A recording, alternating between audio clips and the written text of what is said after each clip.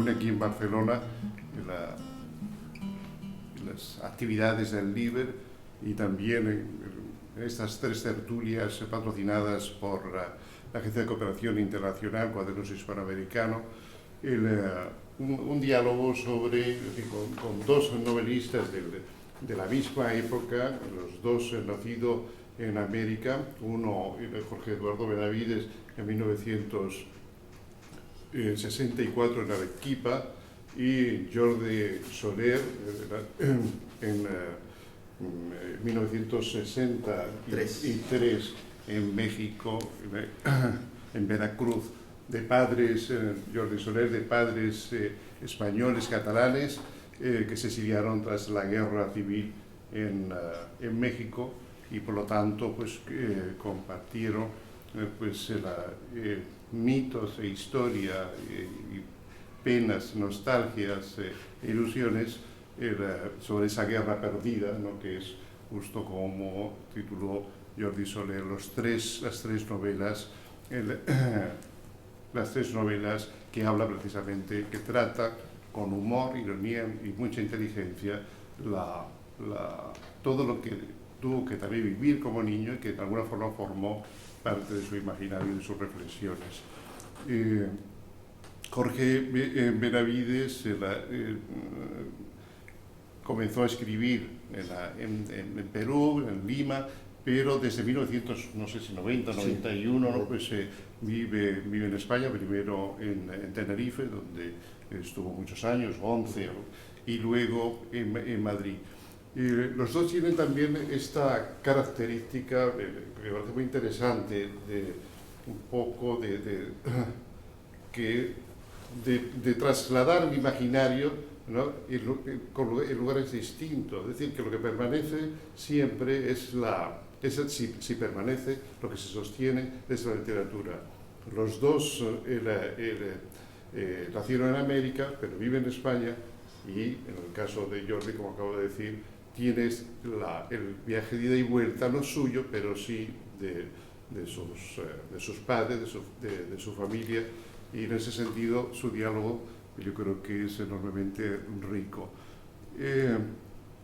Los 2, curiosamente, también nacieron cuando se comienzan a publicar las primeras novelas del boom, ¿no? Al principio de los años 60, tanto en Argentina con Rayuela, como las primeras obras, Carlos Fuente ya un poco antes, con La región más transparente, y Gabriel García Márquez, obviamente, y Mario Vargas Llosa, La ciudad de los perros, y tantos otros, que cuando ellos están naciendo se está consolidando lo que quizá, ahora les preguntaré a ellos, sea la cristalización en lengua española de la novela moderna, ¿no? No es que no existiera novela antes, obviamente, ¿no?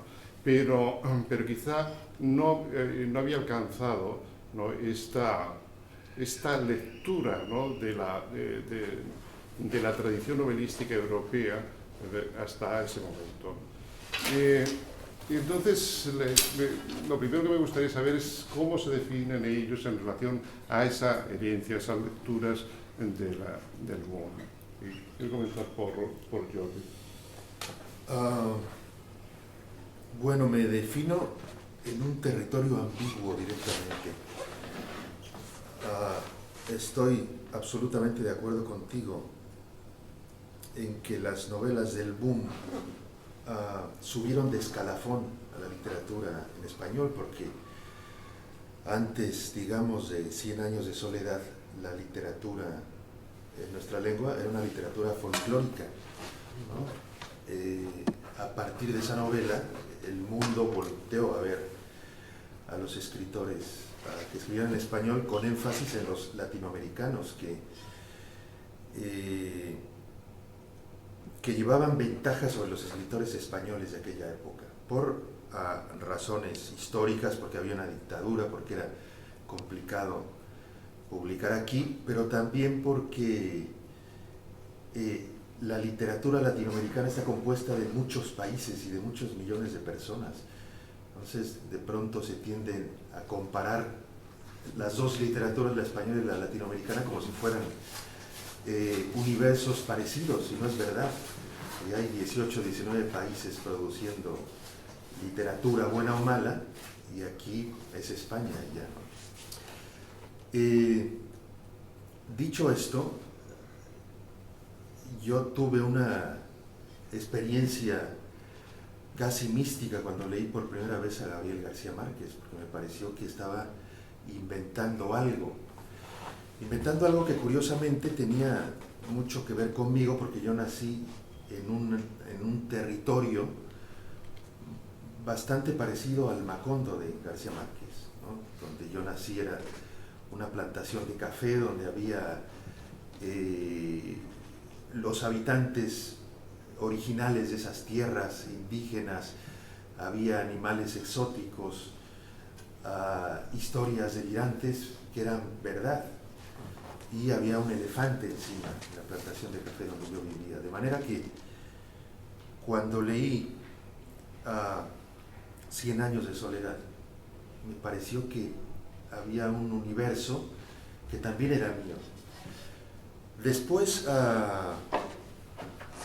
conforme fui sumando lecturas, empecé a poner en perspectiva a los autores del boom, no solo a García Márquez, sino a Vargas Llosa, que me deslumbró con Conversación en la Catedral,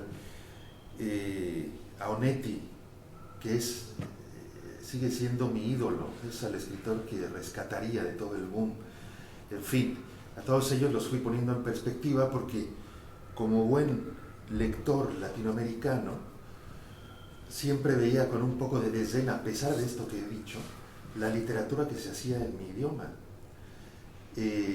Quizá porque empecé siendo un lector mexicano, miraba mucho hacia Francia, porque en México es un país afrancesado, por varias razones, empezando porque hay una reacción frente a Estados Unidos. Y después tuve un deslumbramiento importante con la literatura que se hacía en Estados Unidos, en fin.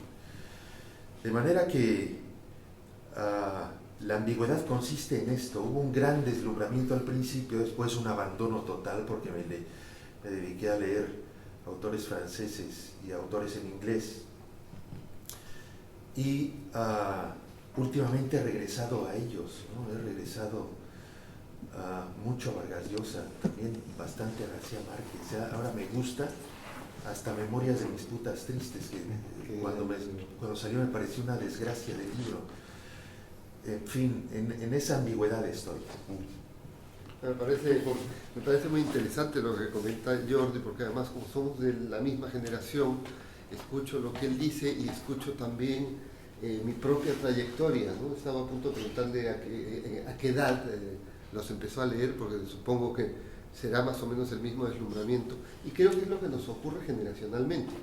Tú tienes el plus de lo que nos has contado, el territorio tuyo particular donde naciste y tal, pero en general yo creo que los escritores hispanoamericanos y los lectores hispanoamericanos de nuestra generación empezaron deslumbrados con una literatura portentosa, distinta a la que leíamos y que le otorgó una carta de ciudadanía a lo que hasta ese momento solo era una literatura regional, casi folclórica, testimonial, anecdótica, por no decir amateur. No quiero decir con esto que todo fuera así, sino a grandes rasgos creo que en todos los países teníamos escritores que en el mejor de los casos no trascendían de su propio entorno y rozaban el costumbrismo, insisto, con todos los rescates que se podían hacer de ese momento. A mí me ocurrió lo mismo efectivamente, creo que García Márquez ha sido un poco el portestandarte de lo que representó este movimiento literario y esta complejidad narrativa. Y alrededor, evidentemente, estaba el despliegue técnico de Vargas Llosa, el trabajo de Fuentes, el de José Donoso, Onetti, que es un poco anterior a todos ellos y que, sin embargo, es como absorbido por el boom, ¿no? También Carpentier, ¿no? Carpentier, evidentemente, y Borges también con ellos. Sí. ¿Verdad? Bueno, porque ya desde otra perspectiva, pero no claro. Y Cortázar, sí, ¿no? Sí. Y luego también me ocurrió que hay un momento en que creo que como escritor los abandoné precisamente por lo que ellos me dieron, es decir, por la necesidad de buscar mi literatura en las fuentes donde ellos también habían bebido, y de allí a lo que es la literatura europea y la literatura norteamericana, que se correspondía más a mi generación, ¿no? O sea, así como ellos leyeron a Faulkner, por ejemplo, y uno descubre a Faulkner por eso, así también nosotros descubrimos a escritores como Philip Roth, que vendría a ser un escritor, vendría a ser el Faulkner de una generación, digamos así, o muchos otros escritores franceses, y cada uno va siguiendo su camino, evidentemente, y también me ocurre eso, que lo comento con más amigos de Jordi, que volvemos a los escritores hispanoamericanos con un poco de nostalgia y con una especie de nueva mirada de lo que hacen. Algo así como, es como volver a Cortázar y encontrarse con que ya no solo es una combi con flores de hippie, que podría ser la imagen, sino que en el fondo hay algo más que quizás se nos pasó en una primera lectura. Me parece un descubrimiento interesante. Sí, bueno, además es curioso que tú llevas más años que yo en España, pero a mí también me ha pasado que después de una inmersión muy, muy profunda en la literatura de mis colegas españoles, de pronto echo de menos la música latinoamericana. Por nada más que porque aquí no existe, ¿no? Y de pronto, como tú dices, regresar con una nueva mirada a estos autores ya tan leídos, ahora resulta refrescante. Yo añadiría una cosa sobre García Márquez sin el ánimo de que esto se convierta en el enésimo homenaje a Gabo. También a mí siempre me ha gustado mucho su desapego a la intelectualidad. Era, a diferencia de Vargas Llosa y Donoso y Fuentes, sobre todo, que eran, o Paz, bueno, Paz no era de esta generación, pero era el típico intelectual latinoamericano que le da clase a cualquiera que le pregunte algo. García Márquez pasaba de todo esto, incluso por escrito. Era un escritor que opinaba poco en las páginas de opinión, no se metía mucho, negociaba eso, ahora lo sabemos a la sombra, cosas más importantes. Tenía un crítico literario, ¿no? Como por ejemplo tenía Cortázar, que era un buen estudioso, por ejemplo, de la poesía inglesa, ¿no? Sí, o francesa, y también tenía una dimensión intelectual sin convertirse en un teórico. Es verdad, es quizá con quién, pero también un poco con Onetti, ¿no? Sí, o no lo compararías en ese sentido con Onetti, en el caso de Gabriel García Márquez. Es decir, ¿sabes que ese iba a sentido añadir? de narradores, entre comillas, puros, es decir, Sí, un poco, ¿no? unos monstruos, ¿no? No necesitaban hacer nada más. Pero García Márquez, además, en esta... Rulfo, sí. Sí, bueno, Rulfo y Onetti van ahí en la misma senda, Fosca. Pero García Márquez tenía este amor por la música que además echaba mano de ella para escribir. Cuenta alguien en el libro monumental de Xavi Allén sobre los años del boom, que entrabas a casa de Gabo y había más discos que libros, ¿no? Había más, tenía un super equipo de música, es decir, tiraba para otro lado.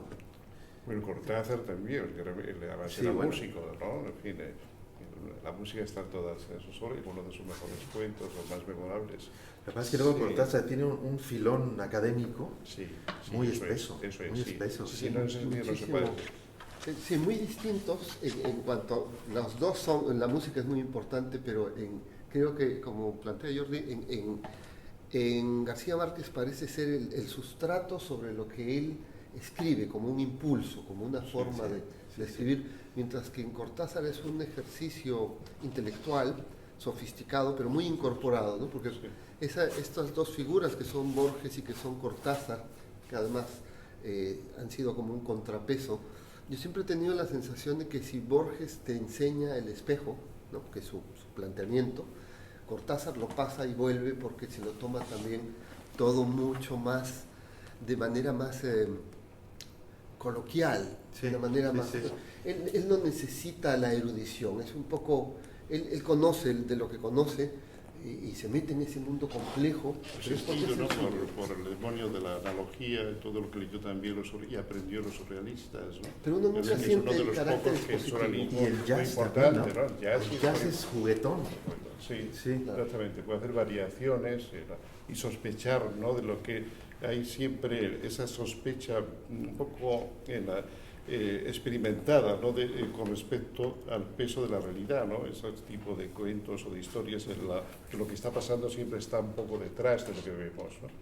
Sí, pero claro, para él, que también te ha interesado el surrealismo, ¿no? Para Cortázar el surrealismo fue, desde el dadaísmo, ¿no? De un poco anterior, fue importante, como en el caso de Paz, por eso quizás los dos se descubrieron, pero se descubrieron no en México ni en París, sino en la revista Sur, ¿no? con Pepe Bianco y Ocampo, ¿no? curiosamente. Sí. Y tú entonces, Jordi, has señalado a Onetti, ¿no? Como quizás el escritor del narrador, estamos hablando sobre todo de narradores, porque luego hay una serie de escritores magníficos, poetas o puramente cuentistas, bueno, no puramente, también tiene alguna novela como Arreola y demás, pero esos que de alguna forma arrasaron un poco con sus grandes novelas, ¿cuál es el que tú pensarías que habría que como resituar, ¿no? Pero de manera favorable? Sí, bueno, ¿Onetti? Sí, bueno, Onetti a mí me parece que es, como digo, es de otra generación. Yo lo considero casi como una especie de padre de estos escritores, ¿no? Recordemos que el Pozo ya tiene una trayectoria. Cuando el boom empieza a mostrarnos sus magníficas obras como las de Fuentes, Vargas Llosa o García Márquez. Pero de ese momento yo creo que hay un escritor bastante olvidado, que es José Donoso, que siempre es el que juega a ver cuándo de esa silla que ocupaban permanentemente García Márquez, Vargas Llosa, Carlos Fuentes y Cortázar, cuando se quedaba una silla vacía para sentarse él y ser mencionado como escritor del boom. Eso se podría denominar ansiedad de la presencia.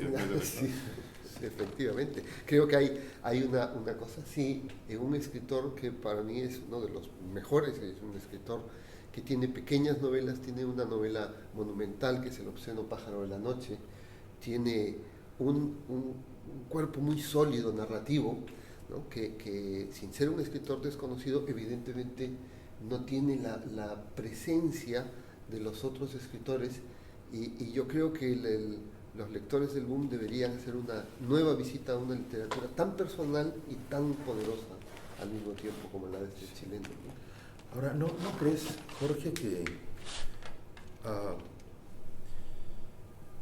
Donoso, a mí me parece que Donoso ha envejecido más que otros autores del boom, ¿no? Por ejemplo, El obsceno pájaro de la noche, que es una novela que me impresionó mucho cuando la leí por primera vez. Después he querido regresar a ella y no has podido. Y no he podido, ya ha perdido las ligas con la narración, no sé.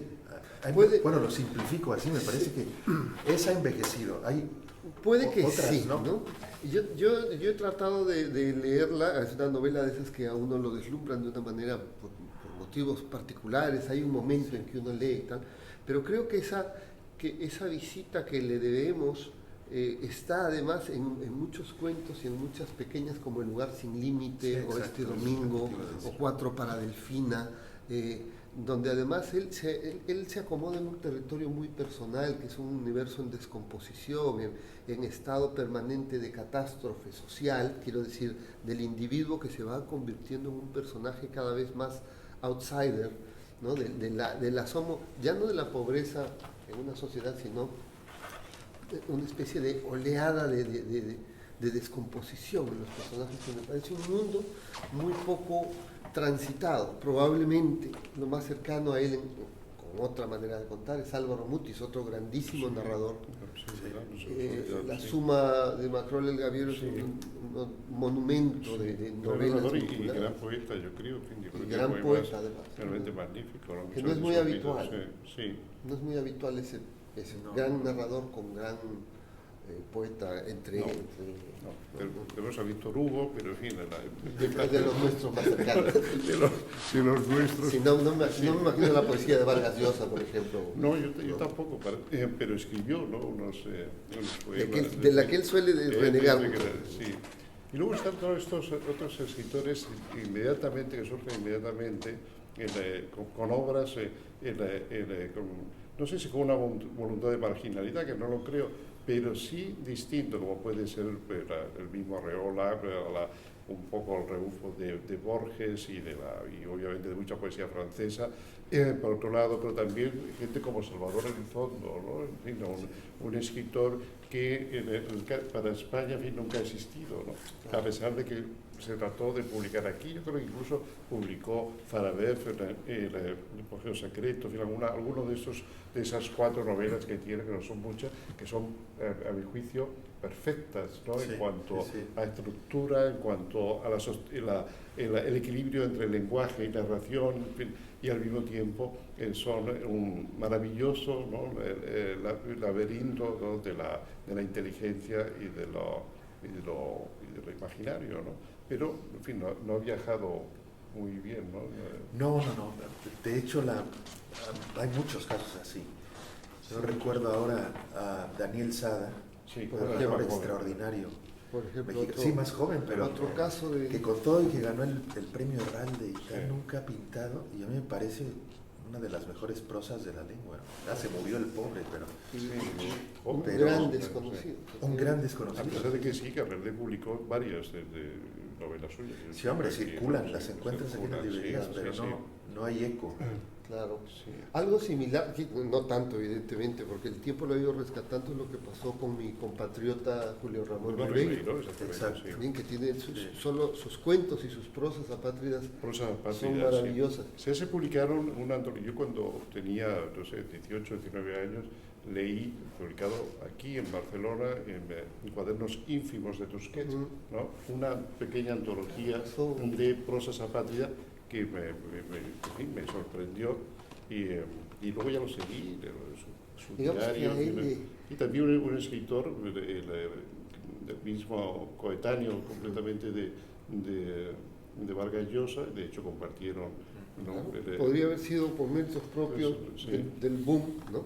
Pero a él lo etiquetaron de una manera Sí. bastante terrible, porque mientras todos los escritores del boom El género estaba deslumbraban, definido, ¿no? sí, También ya no había, y de él decían que era el mejor escritor del siglo XIX que teníamos actualmente en el Perú, para hablar de una cosa demasiado clásica como escribía él, y que por lo tanto quedaba excluido de este festín y esta pirotecnia deslumbrante del boom, y por eso yo creo que fue uno de esos escritores que pasó de puntillas por el mundo editorial en España sobre todo, ¿no? Luego hay otro también mexicano, Iván Goitia, ¿no? Ibargüengoitia, Que un escritor realmente interesante, ¿no? Sí, También, sí. que a ti te habrá interesado Mucho. mucho Sí. porque también compartes con él esa beta humorística, ¿no? Sí, que sí. es tan escasa a veces en la literatura latinoamericana, ¿no? Quizá la hay un poco más en España, ¿no? Que hay una cierta tradición. Sí, bueno, es una beta que es española, no es el Quijote, Eso, por ejemplo, sí. no es Valle Inclán. Lo que pasa es que aquí se ha abandonado, todo eso ya no... Sí. Ahora parece que esto es una novedad latinoamericana, pero esto se Esto- copió directamente de aquí. Nació ese- aquí. Efectivamente, nació Sí. aquí y nos llegó a nosotros. Y hay unos cuantos exponentes de ese humor también, entre ellos el propio, quizá emblemático Cabrera Infante, otro de la Claro, época de la claro, Cabrera. exactamente, sí. Cabrera Sí. Infante, un escritor tan amante de lo lúdico, con el lenguaje, esa experimentación, pero el sentido del humor también allí es importante, ¿no? Un escritor que vive catalán, que vive aquí, que también pues, participa, no en todas sus novelas, pues, en muchas es Eduardo Mendoza, ¿no? Sí. Pero también Sí. de una visión, es decir, que el humor forma parte de la estructura narrativa, por decirlo así, de la Exacto. perspectiva al menos, Sí. ¿no? que dinamiza luego la narración. Que es curioso que en España está casi penalizado el humor, con la excepción de Eduardo Mendoza. No es una herramienta habitual como lo es en la literatura inglesa, por ejemplo, ¿no? Sí, es cierto. Hay una mirada un poco de desprecio hacia las novelas de humor, como si fueran un género menor, ¿no? Sí. Es una cuestión de gustos, ¿no? No sé. Cierta A pesar de que en una época pues, se tenía muchísima admiración por Bernard Shaw, por ejemplo, ¿no? Sí. Y se le consideraba precisamente sin ningún demérito, ¿no? porque sus obras tuvieran, ¿no? y sus aforismos, sus observaciones, sus prosas tuvieran siempre, o casi siempre, una mirada irónica y humorista, ¿no? Es decir, eso lo dice alguna vez Fernando Sabater, ¿no? Que se piensa, ¿no? que el humor no es inteligente, ¿no? Y lo que no suele ser inteligente es la gente que no tiene humor, más bien, ¿no? Que lo contrario, la falta de humor, a veces, no siempre, pero en fin, colinda con al menos alguna carencia de eso que llamamos inteligencia, que es algo también muy complejo, pero que duda cabe que un humor, además adopta formas literarias no convincentes, supone un grado, ¿no? Un grado añadido de inteligencia, y de una inteligencia que nos hace observar, ¿no? Nos muestra cosas que no se podrían observar desde otra perspectiva, digamos, más solemne o seria en el sentido tradicional de la palabra. El caso de Sabater incluso ha llegado a decir de sí mismo que es un clown de la filosofía, ¿no? Un payaso de la filosofía en buen sentido, ¿no? También, por ejemplo, Antonio Machado, lo recuerdo ahora, que una de sus, Juan de Mairena, su apócrifo, dirigiéndose a sus alumnos, dice: ¿verdad que la crítica de la razón pura es una gran obra? Todos diréis que sí, ¿verdad? Todos, sí. Dice: es una obra realmente, en fin, bien estructurada y muy inteligente. Dice: ¿le habrían armado algo que de vez en cuando hiciera alguna broma? ¿Verdad que no? Y todos, no, pues eso, pues eso. Esto que planteas, lo que dice Jordi respecto, ¿no? de que la ausencia de humor en la literatura, o la mirada suspicaz en la literatura española respecto al humor, ¿no? Hay otro tema que a mí siempre me ha llamado la atención, precisamente porque el escritor español, sobre todo actual, es casi siempre contertulio, siempre tiene columna de opinión, pero sin embargo en la literatura española falta una vertiente de literatura política que nosotros conocemos también en Hispanoamérica y que aquí no se da. O sea, la novela política como género prácticamente que tenemos nosotros, aquí no hay, salvo la verdad sobre el caso Savolta, por ejemplo, o pocas novelas, Lo Real de Belén Gopegui o qué sé yo. No hay una novela con trama política en la literatura española, ¿no? Ese es el otro abandono, siendo un país que da para mucho juego, además. Sí, bueno, ahora, ¿no? Quizá yo cuando llegué a vivir aquí hace un poco más de 10 años, venía de vivir en Irlanda, de la política era divertidísima, ¿no? El primer ministro tenía un amante con la que vivía, pero no se podía divorciar de su mujer porque ahí la ley del divorcio pasa por los curas, en fin. Y antes venía de México, donde todo es vida política, bueno, como en todos los países latinoamericanos. Y cuando llegamos aquí, mi mujer y yo encontrábamos muy aburrida la vida política, ¿no? El periódico no pasaban cosas interesantes. Quiero decir que probablemente va a empezar ahora esa vena política en las novelas, ¿no? Porque ahora empieza ya la realidad a marcar la pauta, ¿no? Ha habido un poco una novela política, que es más bien histórica, pero que obviamente desde una perspectiva política por lo cercano, que es hay muchas novelas sobre la guerra civil y la posguerra, ¿no? Sí. Eso yo creo que en escritores más o menos de nuestras edades y más jóvenes algunos, ¿no? Que han tomado, ¿no? Pues ese periodo como un propicio, ¿no? Precisamente para la exploración narrativa. Y yo creo que siempre está ocurriendo cosas importantes. Nosotros vivimos durante una transición política que es el paso de la dictadura a una democracia, con todo lo que eso supone del cambio de las estructuras sociales y el imaginario también del país y la perspectiva hacia el futuro, ¿no? Y también la percepción del presente cambió totalmente, ¿no? Sí. Y yo creo que bueno, eso fue muy interesante, y es verdad que en alguna medida ya ha pasado, que no ha terminado de pasar, porque la política nunca termina de pasar, ¿no? Es una transición continua, ¿no? En alguna medida. Quizá los españoles en un momento pensamos que la transición política ya había terminado, y ahora descubrimos que no, ¿no? Que las transiciones, es decir, la democratización en definitiva y la búsqueda de justicia, progreso, bienestar, equidad, es algo que no termina nunca de hacerse, y por lo tanto siempre se está en transición en la medida que hay que estar generando las estructuras legales y políticas, las instituciones, ¿no?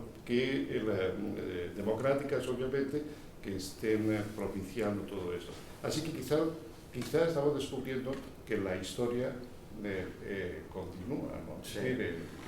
Si habíamos pensado que la historia había terminado, pues, y además con un cierto boom, hablando de boom económico, que luego pues, se ha caído aquí y en gran parte de Europa, descubrimos que naturalmente las cuestiones sociales siguen vigentes, que los derechos de los trabajadores y del ciudadano en definitiva, pues se ven mermados, y por lo tanto lo que llamábamos transición es algo que no deja de definirnos, ¿no?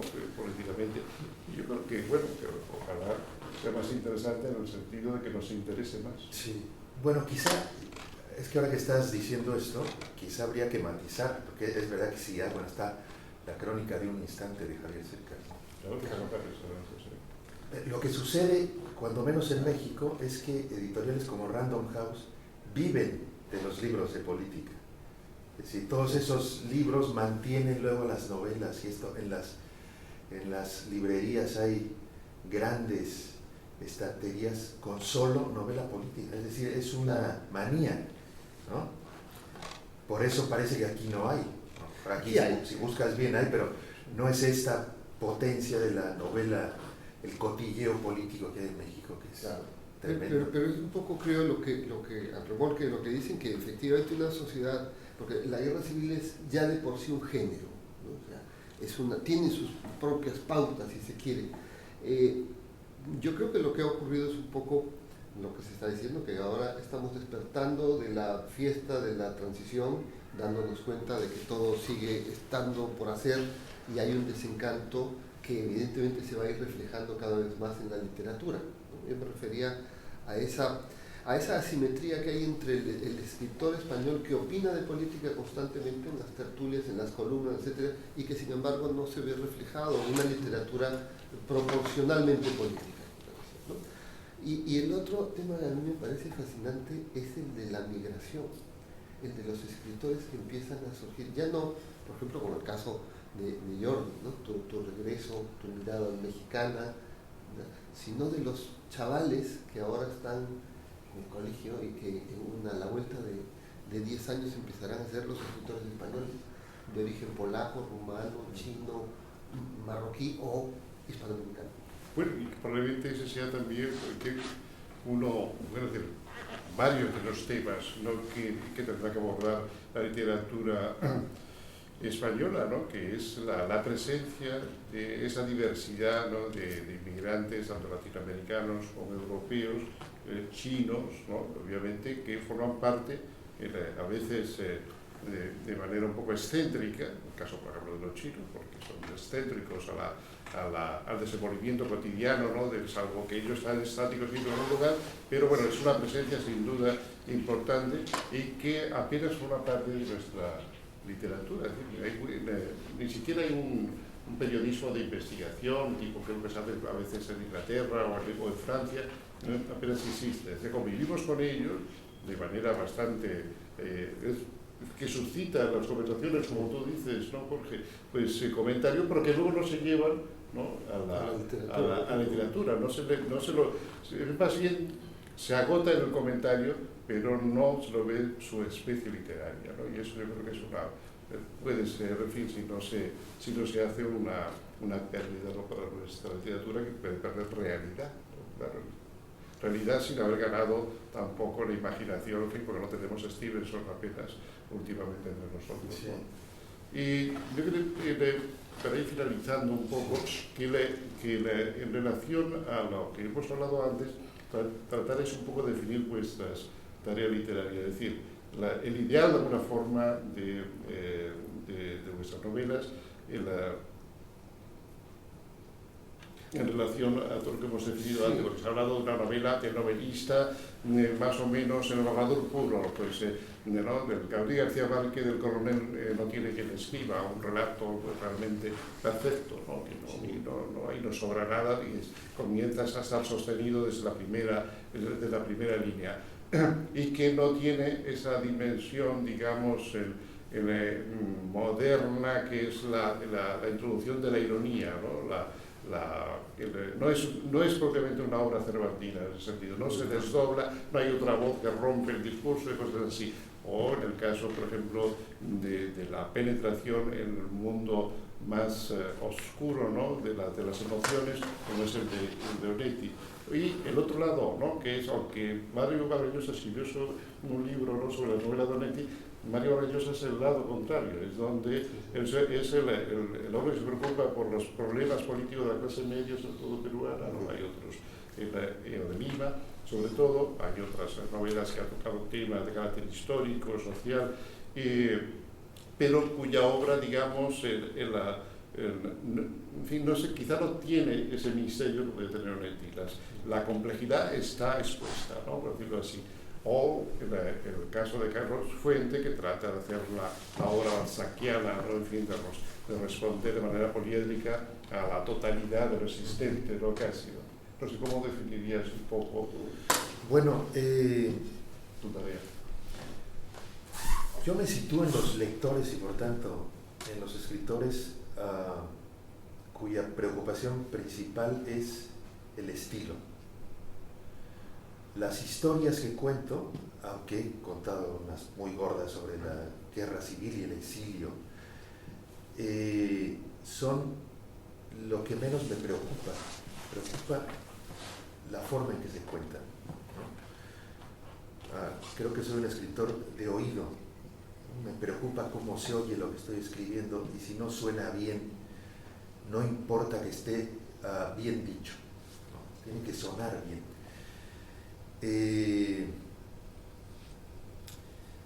Esto ya me sitúa en una búsqueda especial, no para nada original, pero especial, es decir, ando siempre detrás de la música de las obras, de las mías y de las que leo. Los escritores que más me seducen son los que tienen esta característica, ¿no? Los escritores o demasiado cerebrales o muy fríos no me entusiasman, ¿no? Me gusta las prosas que tienen música. Esta sería mi búsqueda personal, más la inquietud de la lengua que se habla en los distintos países, con énfasis desde luego en México y en España, y en Barcelona, porque en Barcelona se habla un español distinto que el que se puede hablar en Madrid o en Valladolid, ¿no? Está trufado de catalanismos, es un poco un español latinoamericano, ¿no?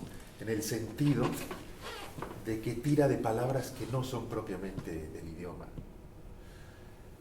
De manera que esta sería la otra vertiente de mi búsqueda, el diseño de un español de las dos orillas, ¿no?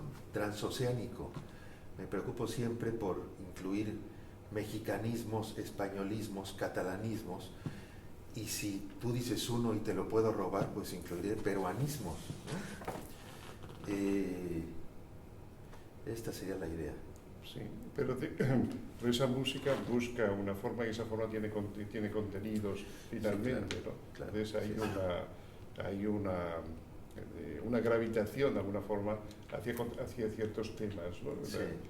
Por ejemplo, sí, ahora mismo, si puedes contarlo, ¿qué temas como tema, ¿no? Ya como oficio, como aspecto, digamos, de inspiración o